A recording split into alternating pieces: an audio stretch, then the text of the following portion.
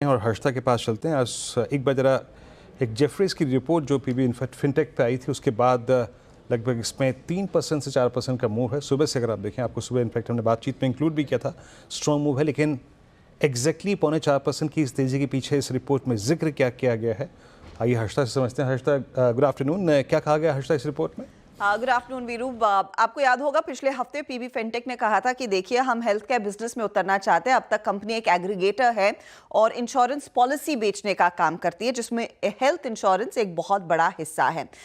उस विषय पर फिर स्टॉक रिएक्ट करता हुआ दिखाई दे रहा था कि कंपनी क्या डाइवर्सिफाई कर रही है, इंश्योरेंस बेचने के बजाय ये क्यों एक हेल्थ कंपनी या फिर एक हॉस्पिटल चलाएंगे। उस पर कंपनी ने इनफैक्ट कल कुछ खुलासा किया। उसी बेसिस पर अब जेफरीज कह रहा है कि देखिए कंपनी ने साफ कह दिया है कि नया वेंचर जो है वो इंडिपेंडेंट रहेगा of PB Fintech. PB Fintech eventually यहाँ पर बहुत ही छोटा हिस्सेदारी रखेगी, 20 से 30% तक का इन्वेस्टमेंट यहाँ पर होता हुआ दिखाई देगा और उससे ज़्यादा पीबी फिनटेक का उस एंटिटी में हिस्सा बढ़ने नहीं वाला है। इवेंचुअली आगे जाकर जब कंपनी को ज़रूरत होगी वो आगे अपने आप से फंड रेज करेंगे। लगभग $10 करोड़ की निवेश की संभावना यहाँ पर मैनेजमेंट ने जरूर जताई थी। अब क्योंकि ये इनका कोर बिजनेस का हिस्सा नहीं रहेगा, ये पीबी फिनटेक के लिए सिर्फ एक छोटा सा इन्वेस्टमेंट रहेगा।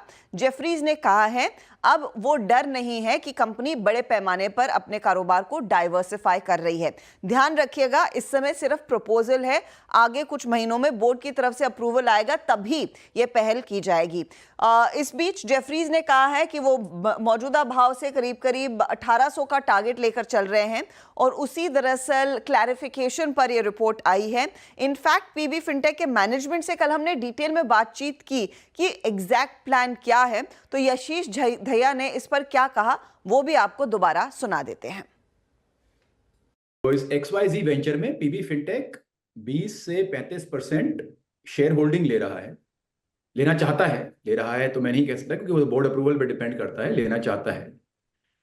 और अब ये वेंचर की बात करते हैं कि XYZ करना क्या चाहता है, और ये वन टाइम इन्वेस्टमेंट है, ये रिपीट इन्वेस्टमेंट नहीं है, क्योंकि उसके आगे इन्वेस्ट करने की पीबी, उसके आगे जो जिंदगी उस वेंचर की होगी वो XYZ की जिंदगी है। HMO एक मॉडल है जहां पे इंश्योरेंस इंडस्ट्री खुद अपना एक तरह से हॉस्पिटल इंफ्रास्ट्रक्चर लगाते हैं और वो ये दिखाने की कोशिश करते हैं कि खर्चा कितना कम हो सकता है, क्योंकि अभी तो खर्चा हॉस्पिटल के हाथ में है, कितना भी हो सकता है। पर HMO में क्योंकि इंश्योरेंस इंडस्ट्री का एक तरह से आउटसोर्स्ड पार्टनर है, वो खर्चा एक तरह से कम रखने की कोशिश करते हैं और इससे इंश्योरेंस इंडस्ट्री को क्लेम्स रेशियो पे फायदा होता है। इसके अलावा क्योंकि इंश्योरेंस इंडस्ट्री को और HMO को एक दूसरे पे पूरा भरोसा है, तो क्लेम्स का जो एक्सपीरियंस है वो बहुत स्मूथ हो जाता है, क्योंकि इसमें अप्रूवल की जरूरत नहीं है, इसमें आपको बिल बनाने की जरूरत नहीं है कि भाई कितना बिल होगा, कितना कवर्ड होगा, कितना नहीं कवर्ड होगा, वो सब कहानी खत्म हो जाती है।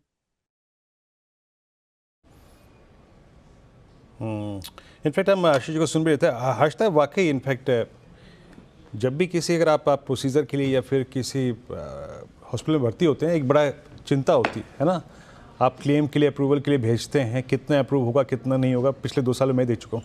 आई थिंक ये इसके इनके फेवर में ही रहेगा अगर ये अप्रूवल मिलता है तो। अब वीरू, 2 चीजें हैं। एक तो पीबी फिनटेक चाहता है कि ये पूरे प्रोसेस को और आसान किया जाए, जो पेन पॉइंट आप भी मेंशन कर रहे हैं। दूसरा, क्योंकि ये सिर्फ एक इनिशियल इन्वेस्टमेंट होगा और वो कंपनी इंडिपेंडेंट होगी ऑफ पीबी फिनटेक इन्वेस्टर के तौर पर आएगा, वो एक अच्छी चीज है। आपको याद होगा कुछ महीने पहले नारायण हृदयालय जैसी कंपनी ने इंश्योरेंस लॉन्च किया था, क्योंकि उनको लगा जब हम सेवाएं देते हैं, कुछ इंश्योरेंस कंपनियां आनाकानी करती है कि ये प्रोसीजर हम कवर नहीं करेंगे, सिर्फ ये प्रोसीजर करेंगे, उस लिहाज से वो कवर किया जा रहा था और इंश्योरेंस में नारायण हृदयालय आई। अब यहां पर पीबी फिनटेक एब्सोल्युटली उल्टा कर रहा है। उनको लगता है कि देखिए कुछ हॉस्पिटल्स हैं जो ज़्यादा पैसे वसूलते हैं, इसीलिए वो क्लेम्स क्लियर नहीं होते हैं। अगर हम इस बिजनेस में उतरेंगे तो हम प्रॉफिटियरिंग के लिहाज से नहीं उतरेंगे, हम एक हेल्थ मेंटेनेंस ऑपरेटर के तौर पर इस एंटिटी को खड़ा करेंगे, जो बेसिकली इंश्योरेंस कंपनियों के साथ मिलकर ये हेल्थ सेवाएं देगी। तो इरादा या फिर जो एंड गोल है वो दोनों एंटिटीज का सेम है, चाहे वो नारायण हो या फिर पीबी फिनटेक। अब देखते हैं इसमें ज्यादा सफल कौन होता है। जय वीरू की तलाश में और वीरू जय की तलाश में, कुल मिला के हर्षिता यही कहना चाह रही है ना। हर्षिता बिल्कुल सही हूँ मैं कि नहीं हूँ? बिल्कुल पीबी सही इन्फोटेक इस रिपोर्ट के बाद में एक स्ट्रॉन्ग मूव 4% ऊपर ट्रेड करता हुआ, शानदार मूव यहाँ पे। और इस जेफरीज की इस रिपोर्ट के जो मुख्य पहलू थे वो भी हर्षिता ने बहुत बहुत समझाया अच्छी तरीके से। शुक्रिया हर्षिता। 25834 करीब 23 अंकों पर निफ्टी।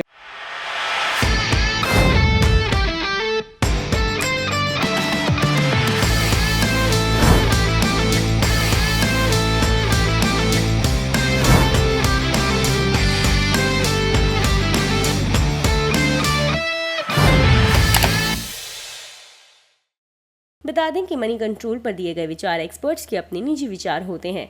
वेबसाइट या मैनेजमेंट इसके लिए उत्तरदायी नहीं है। यूजर्स को मनी कंट्रोल की सलाह है कि कोई भी निवेश निर्णय लेने से पहले सर्टिफाइड एक्सपर्ट की सलाह लें।